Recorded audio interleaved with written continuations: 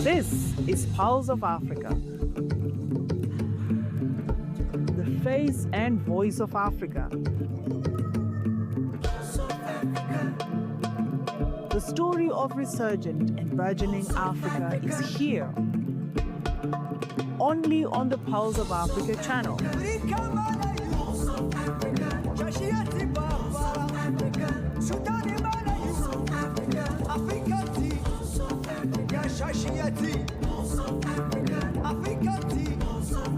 Pulse of Africa, the face and voice of Africa.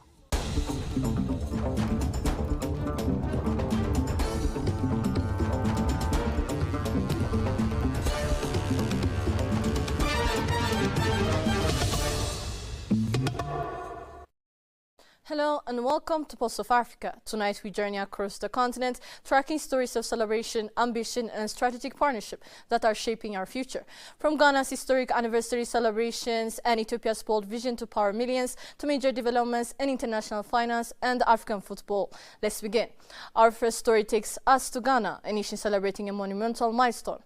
Today marks 69 years since it became the first sub-Saharan African country to achieve independence in 1957. It was a moment that ignited liberation movements and fueled the spirit of Pan-Africanism across the continent under the leadership of Kwame Nkrumah. Speaking during the national celebration held at the Jubilee House in Accra, President John Dramani Mahama urged Ghanaians to place the nation above political, ethnic and personal interests. The president said the anniversary theme, Building Prosperity, Inspiring Hope, reflects a commitment by the government and citizens to work together in promoting prosperity and restoring hope across the country. Mahama noted that the independence struggle led by Kwame Nkrumah laid the foundation for Ghana's democracy and its vision for African liberation.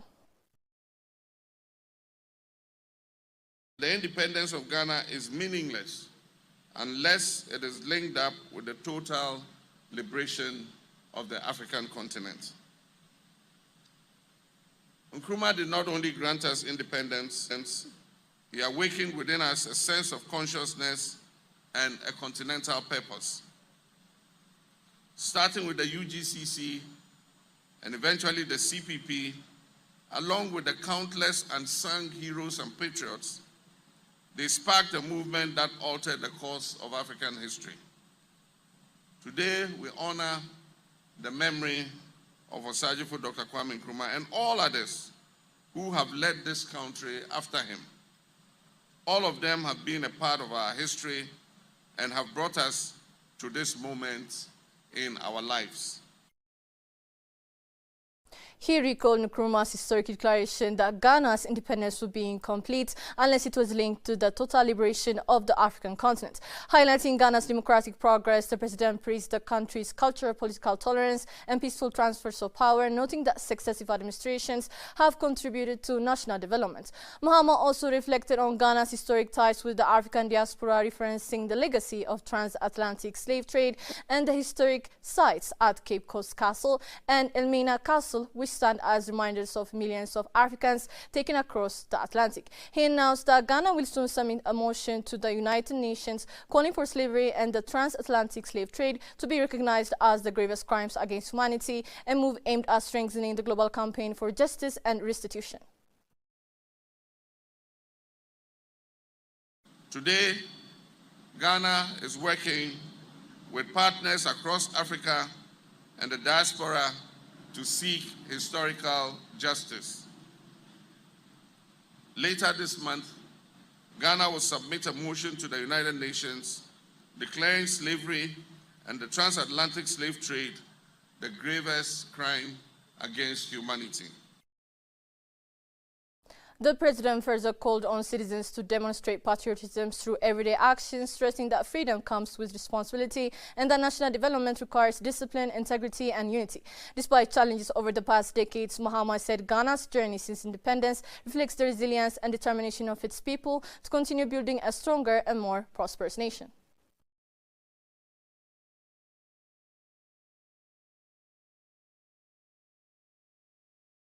From a nation's founding vision to a continent's ambitious future, nearly 600 million people across Africa still live without electricity, posing a major challenge to economic development, healthcare, education and industrial growth across the continent. In response, the Mission 300 initiative led by the World Bank Group and the African Development Bank aims to connect 300 million people in sub-Saharan Africa to electricity by 2030 through policy reforms, increased financing and stronger public-private partnership.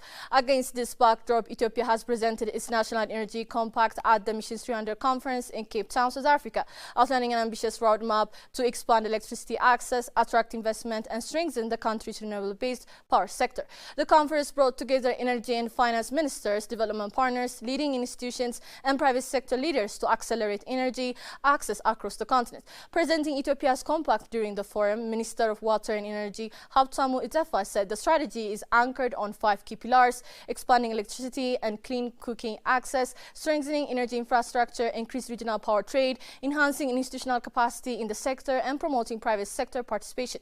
Habtamu said the government is working toward 75% national electrification coverage by 2030, a target expected to deliver electricity to an additional 50 million Ethiopians. He noted that Ethiopia is building on its strong renewable energy foundation, largely dominated by hydropower, while expanding generation, transmission, and distribution infrastructure.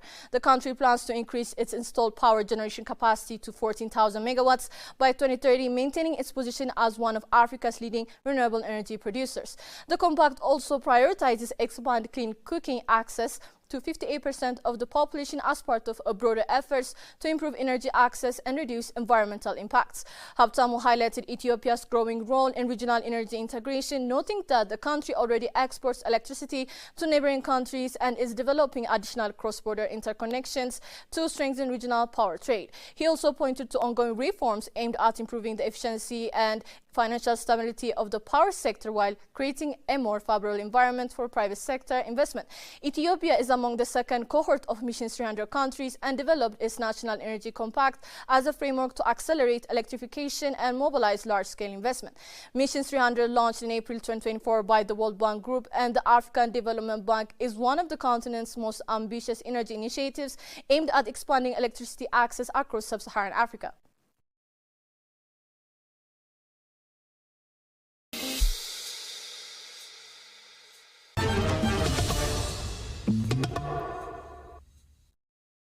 From the power of our rivers to the beauty of our landscapes, Zimbabwe has won the Destination of the Year National Wonders Award at the Pacific Area Travel Writers Association Awards, held during ITB Berlin 2026 in Germany, highlighting Africa's growing global tourism appeal.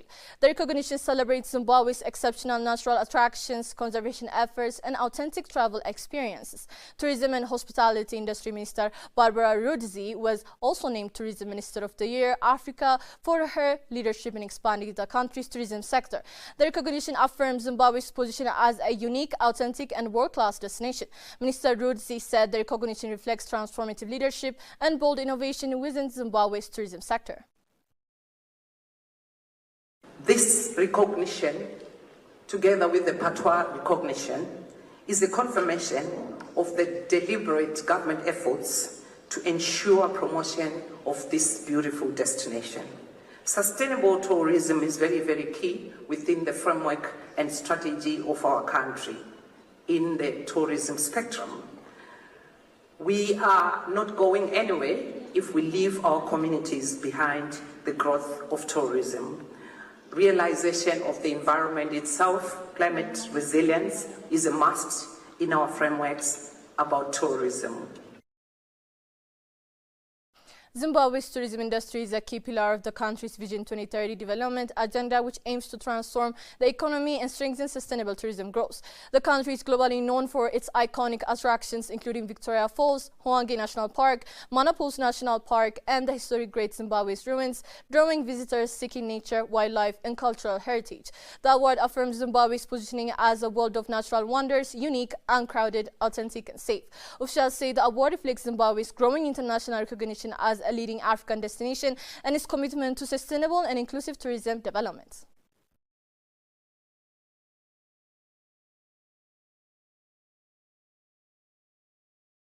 In a crucial move to bolster global health security, Africa is strengthening international cooperation on health security after the Africa Centers for Disease Control and Prevention signed a memorandum of cooperation with the Japan Institute for Health Security. The agreement signed in Addis Ababa by Africa CDC Director General Jane Kaseya and in Tokyo by JIHS President Norihiro Kokudo aims to enhance collaboration in infectious disease control, research, and public health capacity development. The partnership will focus on improving disease surveillance, early warning systems, laboratory and research capacity, and coordinated response to public health emergencies. Officials state the cooperation will also support workforce development through training programs, institutional exchange, and technical collaboration to strengthen resilient public health system. The initiative will further advance One Health and climate resilient approaches to address zoonotic diseases, antimicrobial resistance, and other emerging health risks. The partnership supports Africa CDC's 2023 and 2027 strategic plan and the Africa Health Security and Sovereignty agenda, with both sides set to implement the agreement through a joint action plan outlining priority activities and timelines.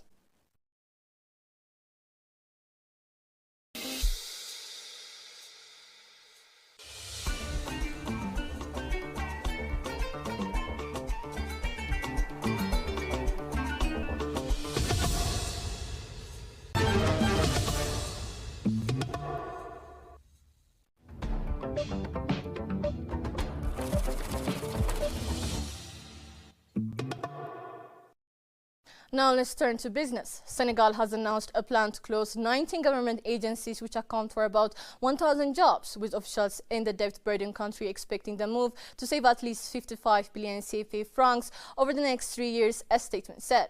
The West African country is grappling with debts that reached 132% of GDP at the end of 2024, according to the IMF, which froze its lending program after the discovery of misreported debt. The statement released after the weekly Council of Ministers meeting on March 4 said the government would also focus on strengthening controls and evaluation, harmonizing pay scales, and ensuring optimal use of budgetary funds. The 19 entities employed 982 people and had a combined budget allocation of 28.51 billion CFA francs in 2025, according to the statement, which did not identify the affected agencies. Prime Minister Ousmane Sonko has dismissed the idea of restructuring plan despite Senegal's difficult repayment schedule. Senegal has been relying on the regional debt market to meet its financing needs.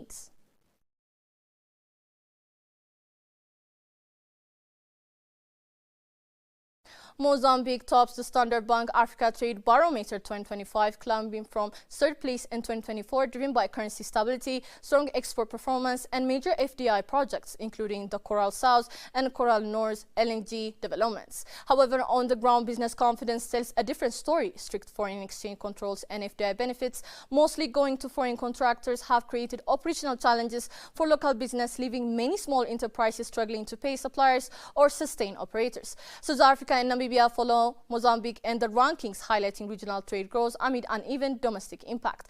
The Bank of Mozambique engineered its exchange rate stability through aggressive intervention, tripling the mandatory foreign currency reserve requirement from 11.5% to 39.5% in June 2025, and forcing exporters to convert 50% of foreign revenues into meticais.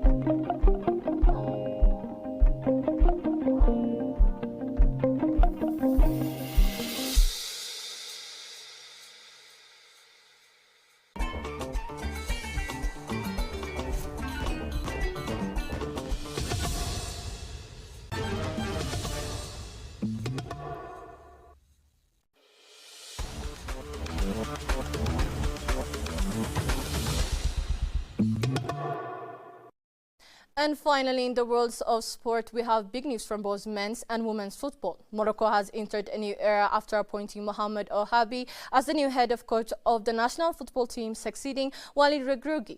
The 49-year-old Moroccan coach takes charge of the Atlas Lions with a message centered on hard work, humility, and patriotism, which he says will guide the team in the next phase. El Habi replaces Regragui, who made history by leading Morocco to the semi-finals of the 2022 FIFA World Cup in Qatar, the first time an African and Arab nation reached that stage of the tournament. The remarkable run elevated Morocco's global football standing and raised expectation for a talented generation of players, including Achraf Hakimi, Sofiane Amrabat, and Yassine Bounoune. Morocco is currently ranked 8th in the FIFA World Rankings. Before his appointment, El Habi built a strong reputation in the youth development, notably working at the Anderlecht Academy in Belgium, where he helped nurture several young talents.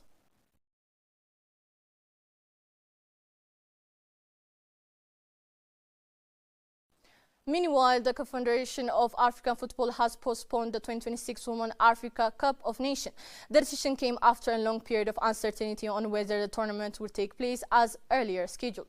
The tournament, which was originally scheduled for March 17 to April 3rd in Morocco, would now hold from July 25 to August 16. CAF said in a statement on Thursday that the decision was taken to ensure the success of the women's competition. After discussions between CAF and its partners, FIFA and other stakeholders, CAF decided to schedule the dates of Total Energies CAF WAFCON 2026 to July 25 to 16th August. This is to ensure the success of this important women's competition in the light of certain unforeseen circumstances.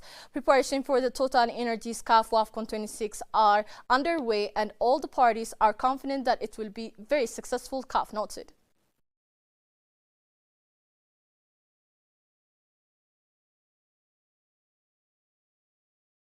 And that's a wrap on our headlines for this hour. From celebrations of freedom to strategic partnership and bold new visions, the Pulse of Africa beats strong. The conversation doesn't stop here. For more in-depth analysis and daily updates, make sure to connect with us. Subscribe to our channel on YouTube, like and follow our page on Facebook, and for the quickest headlines, follow us on TikTok. I'm Samia Mohammed for the Pulse of Africa. Thank you for joining us, and goodbye.